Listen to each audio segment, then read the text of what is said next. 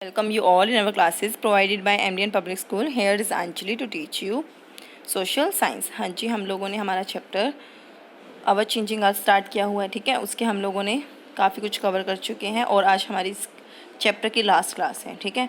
तो आज इसके लॉन्ग क्वेश्चंस 4 रहते हैं, 4 हम इनको कंप्लीट करके फिर कल से हमारा नेक्स्ट चैप्टर हम लोग स्टार्ट करेंगे, यानी कि नेक्स्ट वर्किंग डे से, ठीक है।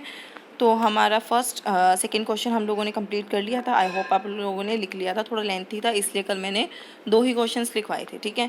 तो आज मैंने थोड़ा सा रिटर्न में है, तो कोई स्पेलिंग ना समझ आई हो तो प्लीज़ कमेंट करके पूछ लीजिएगा। सेकंड थिंग, कोई स्पेलिंग मिस्टेक हो तो माफ़ कीजिएगा। आप अगर आपको पता है तो आप उसको नोट बुक में से लिख लीजिएगा, ठीक है।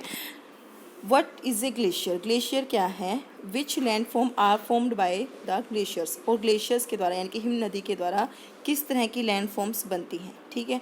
Glaciers are rivers of ice. Glacier क्या है? नदी है किसकी? आइस की। ग्लेशियर को हिंदी में क्या बोलते हैं? हिम नदी बोलते हैं। तो ग्लेशियर क्या है? नदी है किसकी? बर्फ़ की। Glacier erode their valleys. क्या है? ग्लेशियर क्या करती हैं? हिमनदी क्या करती हैं? अपनी घाटी को तोड़ देती हैं by plucking, PLUCKING, plucking stones and soil. Glacier क्या है? इरोड करती हैं, यानी कि अपर्दन करती हैं किसका? देयर वैलीज़ का, वैलीज़ का उनकी, by plucking stones and soils, ठीक है। किसको तोड़कर? स्टोन्स एंड सॉइल्स को। Let us discuss about the erosional and depositional landform. अब चलिए डिस्कस करते हैं कि किस किस तरह की वो लैंडफॉर्म्स बनाती है। जब इरोजन करती है तब कौन सी लैंडफॉर्म बनती है और जब डिपोजिशन करती है तब कौन कौन सी बनती हैं, ठीक है। इरोजनल लैंडफॉर्म यानी कि जब क्या है, मिट्टी का अपरदन होता है, यानी कि इरोजन होता है, जब मिट्टी क्या है, बहकर चली जाती है, तब किस तरीके की लैंडफॉर्म बनती है? हाँ जी, पहली बनती है यू शेप्ड वैली। क्या बनती है? U shaped valley. The glacier on it's downward journey. हाँ जी, आप लोगों को पता है ग्लेशियर क्या है? ऊंचे ऊंचे पहाड़ों पर क्या है, इस तरीके से बनी होती है। हम लोगों ने पिक्चर्स में देखा था, आप लोग अपनी बुक खोल के देख सकते हैं, ठीक है। तो वो क्या है, इस चोटी मतलब क्या है, बर्फ़ की चोटी की जैसी बनी होती है, ठीक है। जब वो क्या है ऊपर से नीचे आती है, क्योंकि कि ग्रेविटेशनल फोर्स लगता है और क्या है, वो ग्लेशियर को अपनी तरफ खींचता है, ठीक है, यानी कि बर्फ़ को अपनी तरफ खींचता है। बर्फ़ जमी होती है तो जब वो नीचे गिरती है तो अपने साथ क्या है, मिट्टी और स्टोन को भी क्या है, ले आती है, ठीक है। तो इस तरीके से जो मिट्टी और स्टोन ऊपर थे वो अब क्या है, नीचे डाउनवर्ड आ गए हैं, ठीक है।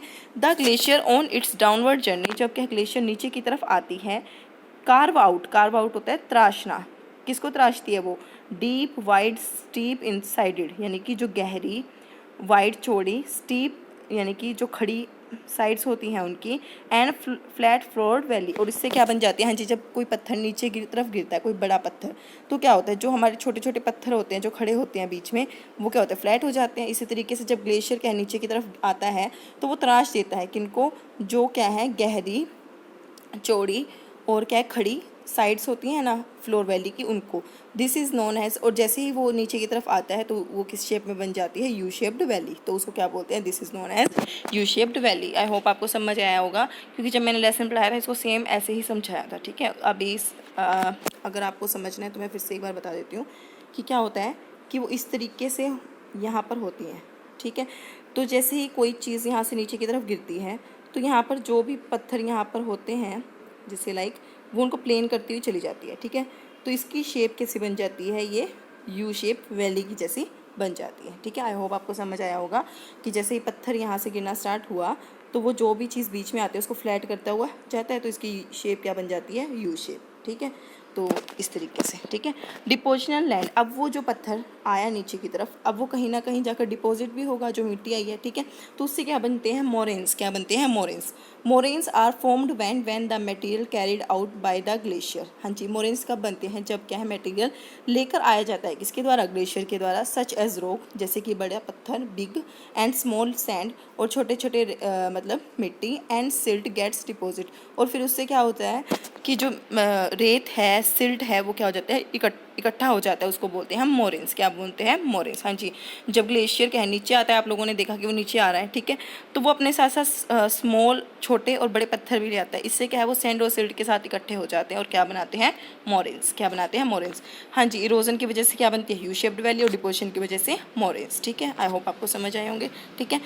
वाई डू मशरूम रॉक्स है broad top and narrow base. हाँ जी, मशरूम देखे थे आप लोगों ने, मशरूम की शेप की जो रॉक्स थी उनका जो ऊपर होता है, मतलब टॉप होता है, अपर पार्ट होता है, वो क्या है ब्रॉड होता है और नीचे क्या है नैरो होता है। किस कारण से? रॉक है ब्रॉड टॉप, जो पत्थर होता है उसका जो टॉप है वो ब्रॉड होता है और नैरो बेस BAS ही है ये, ठीक है। उसका जो बेस होता है वो नैरो होता है due to excessive erosional work, किसकी वजह से बहुत ज़्यादा इरोजन होता है। वर्क ऑफ द विंड का मतलब हवा का क्या है, बहुत ज़्यादा इरोजन होता है वहाँ पे, हवा की वजह से वहाँ पर बहुत ज़्यादा इरोजन होता है। In the lower section of the rock, नीचे के हिस्से में, as compared to its upper part, ऊपर वाले हिस्से के कंपैरिजन में। हाँ जी, क्योंकि नीचे वाला हिस्से को तो वो इरोड करके लेकर चली जाती है, ठीक है, और ऊपर वाला पार्ट वैसे ही रह जाता है। It resembles the shape of mushroom, इसकी वजह से वो किस शेप में आ जाता है? मशरूम की शेप में। इस वजह से उसका जो टॉप होता है वो तो ब्रॉड हो जाता है और जो बेस होता है वो नैरो रहता है। होप आपको समझ आया होगा, ठीक है। सी केव्स, हाँ जी, नेक्स्ट क्वेश्चन हमारा 5th। Sea caves are turned into stacks. हाँ जी, सी केव्स थी जो हमारी गुफाएं थी वो किसमें चेंज हो जाती है? स्टैक्स में।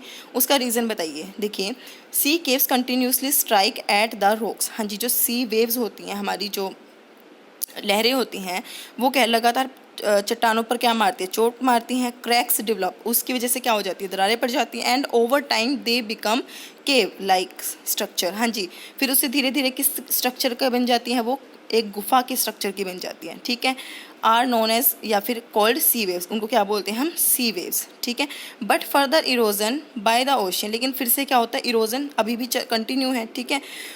तो क्या होता है? Waves will finally lead to the total collapse of the arch. हाँ जी, अब देखा आप लोगों ने कि केव की शेप क्या होती है, एक बार बता देती हूँ मैं आपको।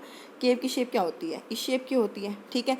अब जब वो क्या है, उस पर अभी भी क्या है, लहरों की मार पड़ रही है, ठीक है। अभी जब उसके ऊपर चोट पड़ रही है, फिर से क्या है, दरारें आ जाती है, तो उसका ये वाला हिस्सा जो कि किस शेप में? आर्क की शेप में देख रहे होंगे आप, ये आर्क की शेप में है, ठीक है।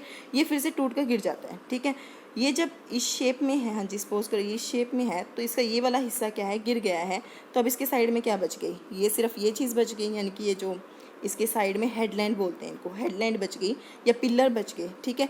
ये क्या होते हैं? स्टैक्स। क्या होते हैं ये? स्टैक्स, इनको बोलते हैं स्टैक्स, ठीक है। तो अभी आपको समझ आया, ठीक है। तो but further erosion by the ocean waves finally lead to the total collapse, उसकी वजह से टोटल कोलैप्स हो जाता है ऑफ द आर्क, जो ऊपर आर्क बनी थी ना, हमने देखा था, वो बिल्कुल टूट जाती है। एंड ब्रेक्स द रूफ, और उसकी जो छत बनी होती है वो क्या हो जाती है? टूट जाती है। Then the headland will remain, तो उसकी साइड वाली जो हेडलाइंस है वो बच जाती है, वो क्या है? पिलर की तरह बच जाती है, उसको बोलते हैं नोन एज स्टैक्स। हाँ जी, ये फुल स्टॉप नहीं आएगा, गलती से लग गया था, नोन एज स्टैक्स, ठीक है। अर्थक्वेक एंड वोल्केनोज, हाँ जी, नेक्स्ट क्वेश्चन है हमारा।